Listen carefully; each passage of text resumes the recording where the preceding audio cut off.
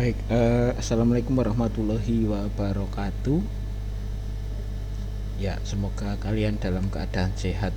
Nah, di sini saya akan memperdalam materi terkait pengadaan, penempatan dan pemberhentian guru yang sudah disampaikan oleh kelompok yang presentasi. Oke, nah saya mulai dari pengadaan terlebih dahulu. Oke, pengadaan atau yang sering disebut rekrutmen ya.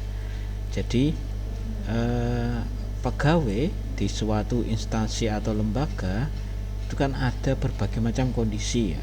Ada yang berhenti karena pensiun ya, ada yang meninggal dunia, ada yang mutasi jabatan, dan ada pengembangan organisasi ya. Pengembangan organisasi itu menjadi besar ya, butuh orang yang lebih banyak. Nah, ketika ada kondisi-kondisi ini, maka tentu akan berdampak pada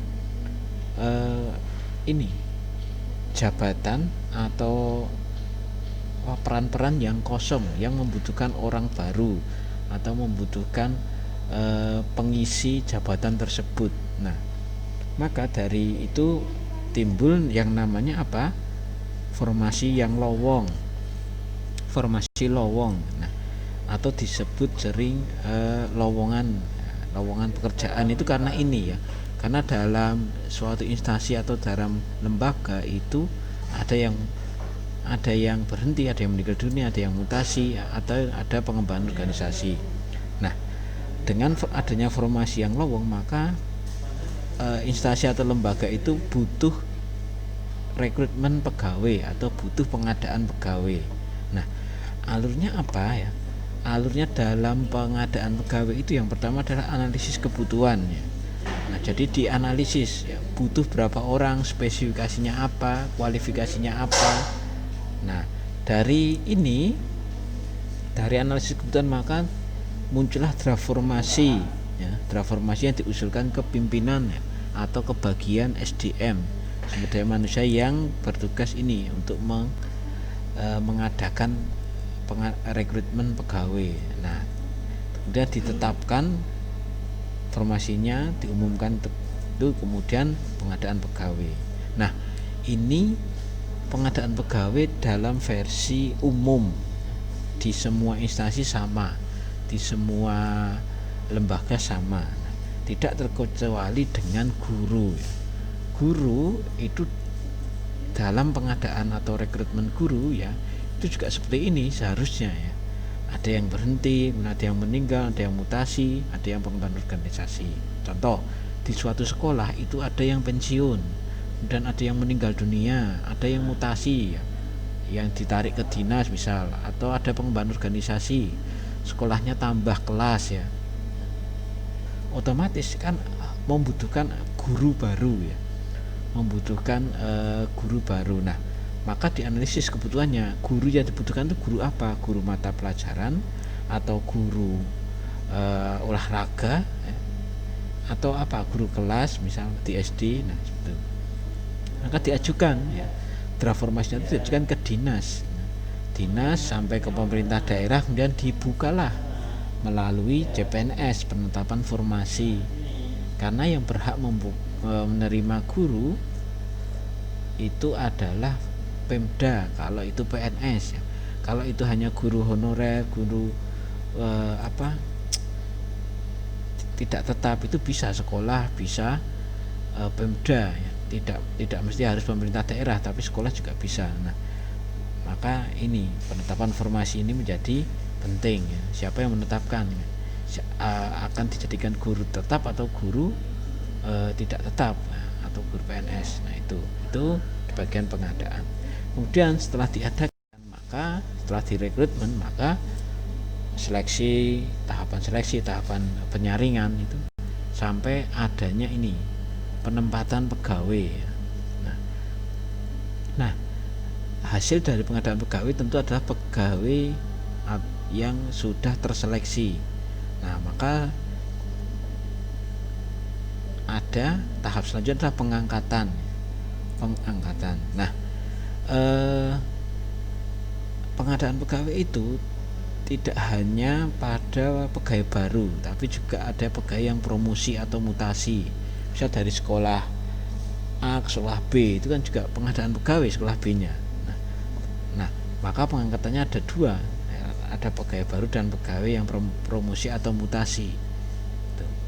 Nah, bagi pegawai baru ya, pengangkatannya berupa ini, CPNS menjadi PNS atau PPPK ya, atau pegawai tetap kalau itu di sebuah yayasan.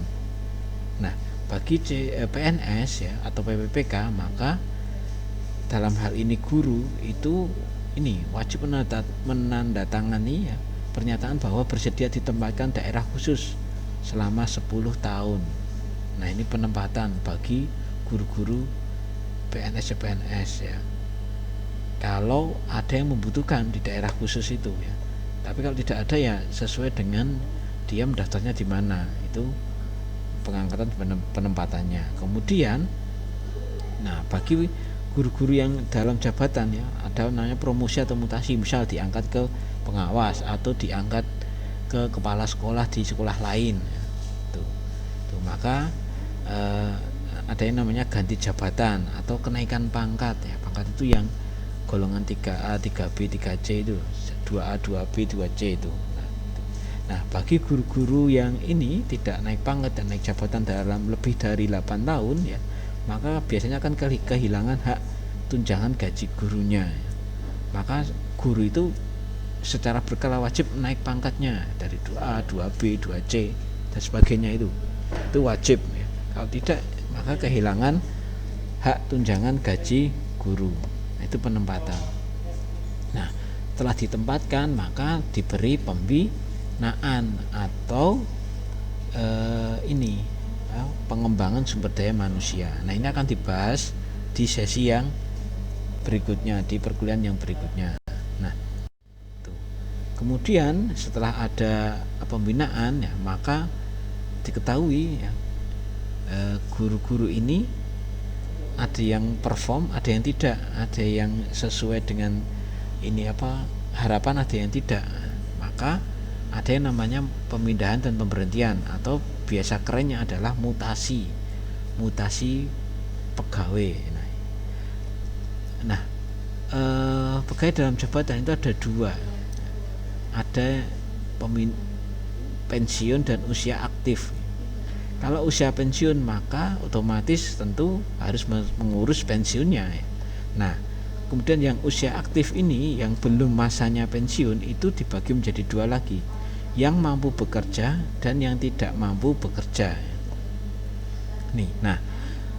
Tidak mampu bekerja itu banyak alasannya, mungkin karena sakit ya, atau karena cacat fisik permanen ya, karena kecelakaan. Nah, itu tidak mampu bekerja, maka bisa mengajukan pensiun dini ya, atau dipensiunkan dini, itu bisa. Nah, bagi usia aktif yang kemudian mampu bekerja, nah, ini kemudian dibedakan lagi ya.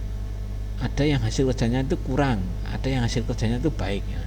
Bagi yang hasil kerjanya kurang ya, pilihannya hanya ada dua, dimutasi atau dipensiunkan dini. Tuh, hasil kerjanya kurang.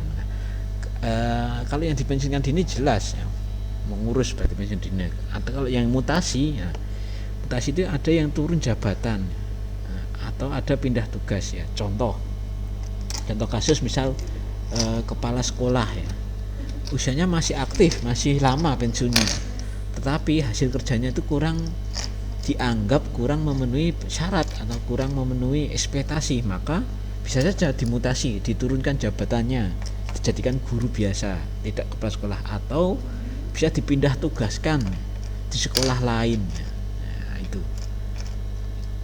kan sekarang sering ya rolling kepala sekolah, itu kan dipindah-pindah kepala sekolahnya. Ini tujuannya untuk ini ya, mutasi, tuh, pindah tugas. Kemudian bagi yang hasil kerjanya baik maka mendapat promosi. Contoh naik pangkat ya, atau naik jabatan ya. Misal kepala sekolah yang sudah berprestasi puluhan tahun dipindah di sekolah manapun, mampu membuat sekolahnya itu baik, maka naik jabatan, biasanya jadikan pengawas ya. Pengawas di dinas. Kemudian bagi guru-guru ya, yang hasil kerjanya baik biasanya naik pangkatnya cepat. Itu kan juga salah satu bentuk promosi, naik pangkat menjadi cepat, lebih cepat. Itu untuk pemindahan dan pemberhentian, mutasi dan pensiun pegawai. Nah, guru itu juga menganut ini ya, sistem ini ya. Tetapi dalam kenyataannya ya, guru-guru yang tidak sesuai syarat secara kinerja itu seperti dibiarkan saja. Kalau mengikuti aturan maka ya seperti ini ya. Kalau hasil kerjanya kurang ya pensiun atau dimutasi, dipindah ya, gitu. Kalau yang sekarang yang terjadi di lapangan adalah paling banyak hanya dimutasi, tidak langsung dipensiun dini ya. Mungkin karena prinsip kemanusiaan ya. Mungkin yang diutamakan adalah prinsip kemanusiaan dan sosial, sehingga sangat jarang pensiun dini, kecuali memang benar-benar tidak bisa melaksanakan tugasnya, stroke atau cacat permanen. Nah, biasanya mengajukan pensiun dini, tapi kalau yang dipensiunkan dini itu sangat jarang, kecuali melakukan tindakan kekerasan ya. Biasanya hanya mutasi saja ya. Ya ini yang menjadi kendala di pendidikan kita ya. Kurang profesional. Padahal guru itu sudah menjadi profesi, tetapi kurang profesional, sehingga aturan-aturan itu tidak terlaksana. Nah, ini yang kita bahas adalah aturan terkait pengadaan, terkait dengan penempatan, dan terkait dengan mutasi pensiun bagi pegawai negeri sipil PNS, karena guru itu juga PNS seperti itu. Nah, biasanya guru-guru yang honorer, guru yang tidak tetap itu prinsipnya juga mengikuti sistem di PNS ini. Itu yang bisa saya tambahkan untuk materi perkuliahan ini pada sesi ini ya. Terima kasih. Saya akhiri. Wassalamualaikum warahmatullahi wabarakatuh.